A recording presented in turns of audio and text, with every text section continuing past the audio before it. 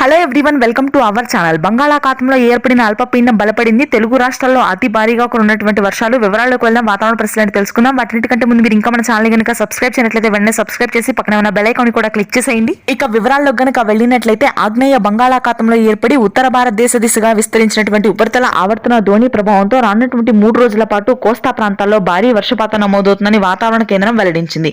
జిల్లాల వారీగా చూసుకున్నట్లయితే శ్రీకాకుళం, విజయనగరం, విశాఖపట్నం, అనకాపల్లి, కాకినాడ, ఈస్ట్ గోదావరి, యానాం, కోనసీమ, భీమవరం, రాజమహేంద్రవరం ప్రాంతాల్లో భారీ వర్షాలు నమోదవుతాయి. గుంటూరు, బాపట్ల, ఏలూరు, ఒంగోలు, విజయవాడ ప్రాంతాల్లో తేలికపాటి నుంచి మోస్తరు వర్షాలు నమోదు కానున్నాయి. ఇక డిసెంబర్ 19, 20, 21 తేదీల్లో మాత్రం ఈ జిల్లాల్లో భారీ వర్షాలు కురుస్తాయి. నెల్లూరు, ప్రకాశం జిల్లాలో ఈ రోజు రాత్రికి వర్షాలుంటాయి. ఇక రాయలసీమ వ్యాప్తంగా కొంతమేర తక్కువ వర్షాలు ఈ రోజు రేపు నమోదవుతాయి.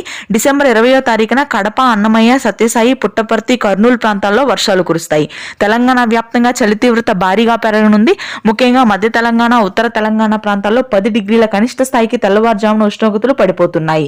అయితే దక్షిణ తెలంగాణ ప్రాంతాల్లో మాత్రం కొన్ని చోట్ల డిసెంబర్ 18, 19, 20 తేదీల్లో తేలికపాటి వర్షాలు ఉంటాయి. ఇది ప్రస్తుతానికి ఉన్న వెదర్ అప్డేట్. Thank you.